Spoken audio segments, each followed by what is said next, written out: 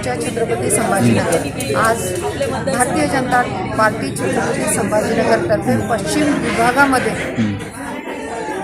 प्रभाग 19, 20 आणि 21 ही आज बैठक घेण्यात आली। या बैठकीमध्ये शक्ती केंद्र प्रमुख, त्याचबरोबर बूथ प्रमुख आणि इच्छुक उमेदवार हे उपस्थित होते। या बैठकीसाठी प्रभारी असलेले अरविंदजी डोणगावकर, त्याचबरोबर क्रांती चौक मंडळ अध्यक्ष सचिन बुगळे यांनी मार्गदर्शन केलं।